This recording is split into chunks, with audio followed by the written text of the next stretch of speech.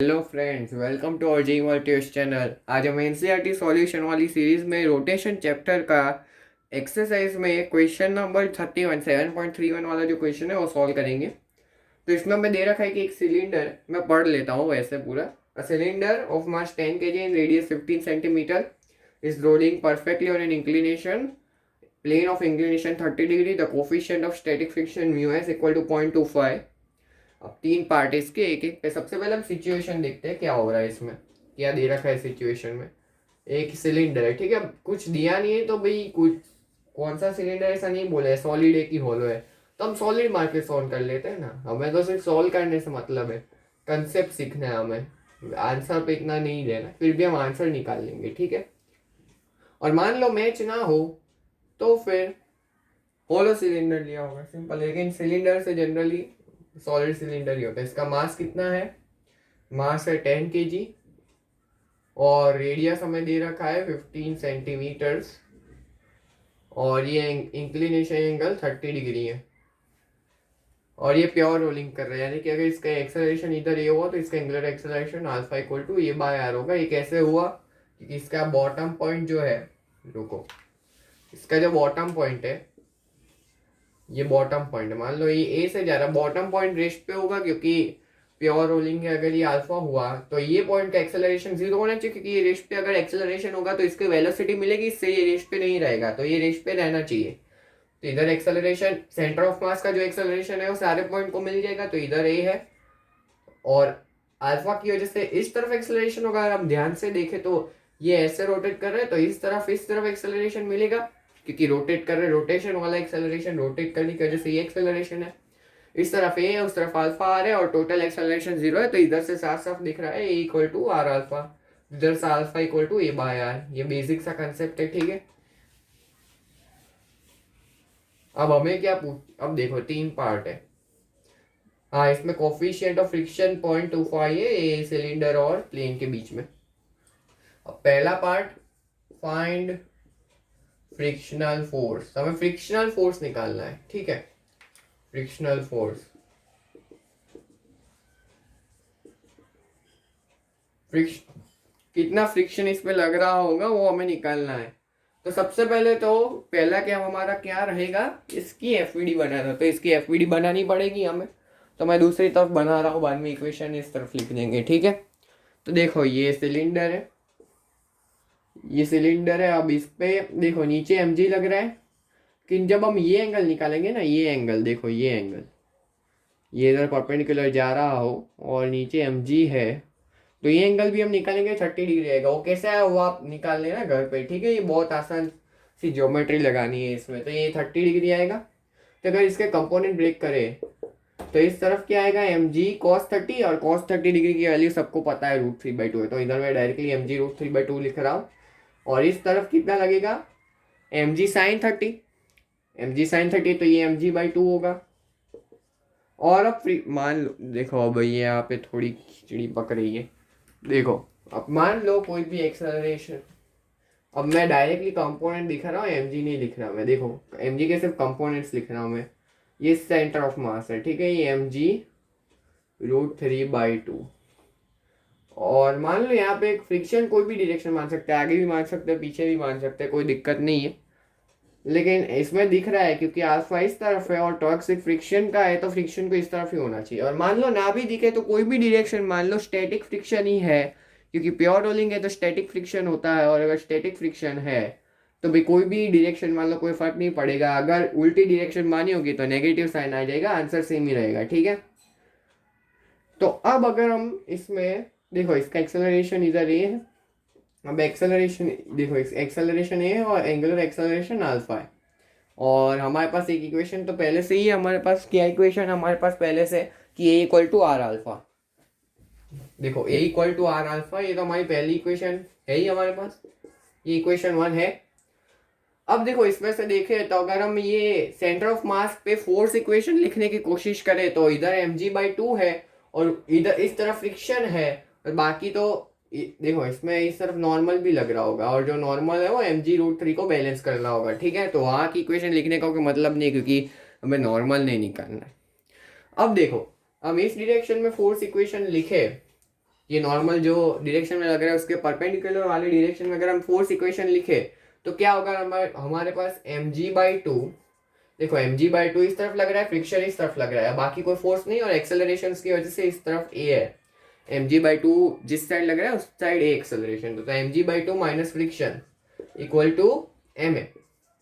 हाँ, और एक खास बात, इसमें अभी फ्रिक्शन को म्यू एन मत लेना, क्योंकि म्यू एन लिमिटिंग फ्रिक्शन होता है, उससे कम भी फ्रिक्शन हो सकता है। स्टैटिक फ्रिक्शन कोई भी वैल्यू ले सकता है 0 से लिमिटिंग फ्रिक्शन तक। ठीक है, तो ये हमारी दूसरी इक्वेशन हुई। अब हम टॉर्क इक्वेशन लिखते हैं अबाउट सेंटर ऑफ मास। देखो इसमें हम टॉर्क इक्वेशन कहाँ कहाँ लिख सकते हैं, या तो सेंटर ऑफ मास के अबाउट या फिर रुके हुए पॉइंट के अबाउट। इसमें क्या कोई रुका हुआ पॉइंट है? बिल्कुल है, बॉटम पॉइंट रुका हुआ है, तो उसके अबाउट हम डायरेक्टली टॉर्क इक्वेशन लिख सकते हैं। तो मैं उसके अबाउट लिख रहा हूँ, आप घर पे सेंटर ऑफ मास के अबाउट लिखना, या फिर चलो उल्टा करते हैं, मैं सेंटर ऑफ मास के अबाउट लिख रहा हूँ, आप इस पॉइंट के अबाउट टॉर्क इक्वेशन लिख के सॉल्व करने की कोशिश करना है। ठीक है, अभी हम सेंटर ऑफ मास के अबाउट लिख रहे हैं। तो अगर हम torque tau c m equal to I c m alpha, ये इक्वेशन होगी हमारी टॉर्क इक्वेशन। अब tau c m equal to I c m alpha है। अब सी एम के अबाउट क्या टॉर्क है भाई, सेंटर ऑफ मास के अबाउट टॉर्क क्या है? देखो एम जी की वजह से कोई टॉर्क नहीं होगा, नॉर्मल की वजह से भी कोई टॉर्क नहीं होगा, क्योंकि दोनों सेंटर से पास हो रहे हैं। सिर्फ फ्रिक्शन एक टॉर्क दे रहा है, जो फ्रिक्शन का टॉर्क होगा वो फ्रिक्शन इंटू आर होगा, क्योंकि ये दोनों के बीच का डिस्टेंस आर है, और कितना कैसा एंटी क्लॉकवाइज टॉर्क होगा, और ये equal to I c m. अभी हमने सॉलिड सिलेंडर माना है, तो आई क्या होगा, half m r square, I c m into alpha. Alpha alpha है, ठीक है। अल्फा का अब देखो पहली इक्वेशन से अगर मैं अल्फा को पहली इक्वेशन से अगर मैं अल्फा को ए बाय आर लिख दूँ तो क्या कोई दिक्कत है? मैं फिर अल्फा को ए बाय आर लिख दे रहा हूँ इधर। ठीक है, तो इधर से देखना क्या जादू होगा, ये आर से ये आर गया और ये आर से ये आर गया, तो फ्रिक्शन डायरेक्टली हमारे पास आ गया ma/2। अब फ्रिक्शन आ गया तो यही वैल्यू को इसमें पटक के रख दो, पटक दो इसको, इसमें रख दो, पुट कर दो ये वैल्यू। तो इधर मैं लिखूँ तो mg/2 minus ma/2 equal to ma। अब देखो ये साफ साफ दिख रहा है इधर से क्या आंसर आने वाला है। देखो mg इक्वल टू 3/2 ma, ये आ रहा है mg/2 इक्वल टू 3/2 ma। तो 2 से 2 गया, g से m गया, तो एक्सेलरेशन क्या आया, g/3। एक्सेलरेशन आ गया, सेंटर ऑफ मास का एक्सेलरेशन आ गया, तो इससे हमारे पास अल्फा की भी वैल्यू आ जाएगी a/r। लेकिन हमें क्या पूछा है, फ्रिक्शन पूछा है, तो फ्रिक्शन क्या था, ma/2। फ्रिक्शन क्या था, ma/2। तो अगर हम फ्रिक्शन में ma/2 है उसमें एक ही वैल्यू रख दो भाई, एक ही वैल्यू रख दो। तो फ्रिक्शन क्या है, अभी मैं इसको मिटा देता हूँ, equal to m into g/3/2, यानी कि mg/6 आ रहा है फ्रिक्शन। फ्रिक्शन की वैल्यू क्या आ गई, mg/6। देखो वापिस रख देते हैं, इंटू g/3/2 यानी कि mg/6। फ्रिक्शन की वैल्यू mg/6 आ गई। हाँ, अब और एक खास बात चेक करने की, ये फ्रिक्शन लिमिटिंग फ्रिक्शन से ज़्यादा नहीं होना चाहिए, क्योंकि स्टैटिक फ्रिक्शन की मैक्सिमम वैल्यू लिमिटिंग फ्रिक्शन होती है, उससे ज़्यादा नहीं हो सकती है। तो इधर से अगर मैं देखूँ तो लिमिटिंग फ्रिक्शन क्या होगा, म्यू एन, और नॉर्मल के लिए mg√3/2 है, तो म्यू mg√3/2 यही है, क्या है ये, लिमिटिंग फ्रिक्शन है। तो इससे तो कम ही है, साफ साफ दिख रहा है। नहीं रुको, अभी म्यू की वैल्यू रखने दो, बाद में हम बता पाएंगे। ये mg√3/8 हो जाएगा, म्यू की वैल्यू 1/4 है, तो √3/8 बढ़ा है कि 1/6 बढ़ा है, ऑफकोर्स √3/8 ही बढ़ा है, ये तो दिख रहा है हमें, क्योंकि √3 को क्या मान लो, 1.73 मान लो, तो 1.73/8 और 1/6 में अब तो हम निकाल पाएंगे डायरेक्टली। ठीक है, अब दूसरा पार्ट क्या है, देखो दूसरा पार्ट हम देखते हैं। दूसरा पार्ट देखना है हमें, ये थोड़ा लंबा बन जाएगा क्योंकि इसमें कैलकुलेशन थोड़ी ज़्यादा है। What is the work done against friction during rolling, यानी कि फ्रिक्शन का वर्क डन क्या है वो हमें पूछ रहा है। तब देखो ये फ्रिक्शन कहाँ पे लग रहा है, बॉटम पॉइंट पे लग रहा है, और बॉटम पॉइंट का डिस्प्लेसमेंट क्या है, बॉटम पॉइंट पर रुका हुआ तो उसका डिस्प्लेसमेंट 0 है। और फ्रिक्शन तो वर्क डन क्या होता है, फोर्स इंटू डिस्प्लेसमेंट, अगर फोर्स कांस्टेंट हो तो। अब इसमें फ्रिक्शन कांस्टेंट है, इसलिए फ्रिक्शन इंटू डिस्प्लेसमेंट, यानी कि, लेकिन अब डिस्प्लेसमेंट 0 है क्योंकि बॉटम पॉइंट रेस्ट पे है, तो इधर से वर्क डन बाय फ्रिक्शन तो 0 हो गया, तो दूसरे पार्ट का आंसर 0 है। तीसरे पार्ट की बात करते हैं कि if inclination theta of a plane is increase, that what value of theta does the cylinder begin to skid and not roll perfectly, यानी कि अगर ही में 30 डिग्री से हम बढ़ाते जाए और कुछ थीटा एंगल पे आ जाए, उसके बाद ये प्योर रोलिंग नहीं कर पाएगा, तो वो थीटा एंगल क्या होगा वो हमें पूछा है। ठीक है, तो वो थीटा एंगल पे जो फ्रिक्शन फोर्स होगा वो काइनेटिक फ्रिक्शन होगा।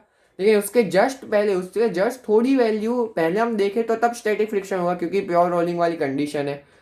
तो थीटा से थोड़े कम पे फ्रिक्शन जो का स्टैटिक फ्रिक्शन होगा, और अब वो लिमिटिंग फ्रिक्शन होगा, क्योंकि उसके बाद फ्रिक्शन की वैल्यू बढ़ जानी चाहिए और वो लिमिटिंग फ्रिक्शन से ज़्यादा बढ़ नहीं पाएगा। यानी कि थीटा एंगल पे जो फ्रिक्शन होगा वो लिमिटिंग फ्रिक्शन लग रहा होगा। यानी कि अब मान लो ये थीटा एंगल पे ये काम हो रहा है, ये थीटा एंगल पे स्कीडिंग स्टार्ट हो रही है। ठीक है, थीटा एंगल पे स्कीडिंग स्टार्ट हो रही है। अब देखो मैं डायरेक्टली अब एफडी बना देता हूँ, ये एम जी साइन थीटा होगा, क्योंकि इधर थीटा की जगह 30 डिग्री था तब एम जी साइन 30 आया, तो अब थीटा है तो एम जी साइन थीटा आएगा। और इधर एम जी कॉस थीटा, इधर नॉर्मल है, नॉर्मल के लिए एम जी कॉस थीटा हो जाएगी, साफ साफ दिख रहा है। और इधर फ्रिक्शन है जिसकी वैल्यू है म्यू एन, यानी कि mu m g cos theta. ठीक है, और अब एक्सेलरेशन अभी ये थीटा से जस्ट कम मैंने माना है, इसलिए अभी प्योर रोलिंग वाली कंडीशन है। अब एक्सेलरेशन ए और alpha angular acceleration a by r है। तो इधर से मैं फोर्स इक्वेशन लिखूं तो m g sine theta minus friction, अब फ्रिक्शन की मैं डायरेक्ट वैल्यू पुट कर दे रहा हूँ, mu m g cos theta equal to m a. ये हमारी इक्वेशन 1। इधर से मास तो कैंसिल होता दिख रहा है। ठीक है, अब हम क्या लिख रहेंगे, टॉर्क इक्वेशन लिखेंगे।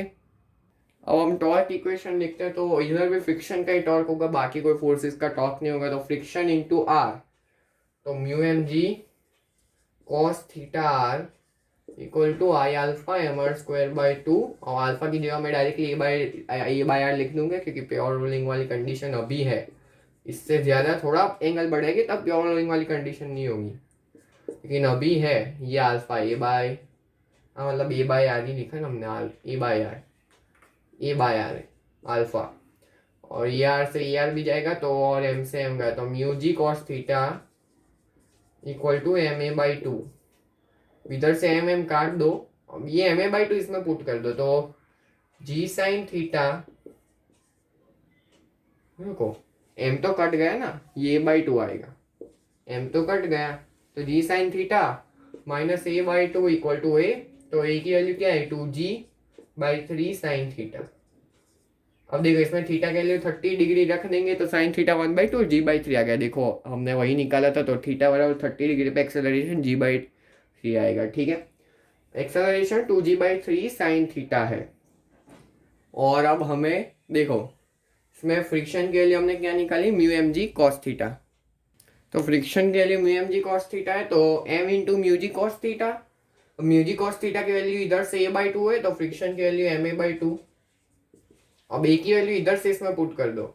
अब फ्रिक्शन की वैल्यू तो हमें पता ही mu m g cos theta है equal to m by 2 into 2g by 3 sine theta. देखो मैंने क्या चालाकी की फ्रिक्शन की वैल्यू एक ही टर्म्स में निकाल के, एक ही हमने जो साइन थीटा के टर्म्स में वैल्यू निकाली थी वो इसमें रख दी, और हमारे पास mu m g cos theta वाली वैल्यू तो है ही। तो इन दोनों को इक्वेट करते पे देखो टेन थीटा की कुछ वैल्यू आएगी, और हाँ म्यू की वैल्यू 1/4 सीधा रख दो इसमें, क्योंकि म्यू की वैल्यू 0.25 दे रखी है। तो इधर से एम और जी तो कट गए, तो इधर से 2 से 2 भी गया, तो ये कॉस थीटा को इधर ले दो, तो टेन थीटा आएगा हमारे पास, वो 3/4 आएगा। तो थीटा बराबर 37 डिग्री पे स्कीडिंग, 37 डिग्री से थोड़े ज़्यादा वैल्यू पे स्कीडिंग स्टार्ट होगी, लेकिन हमें आंसर देना हो तब 37 ही देगी, क्योंकि थोड़ी ज़्यादा जो वैल्यू है नेग्लिजिबल है।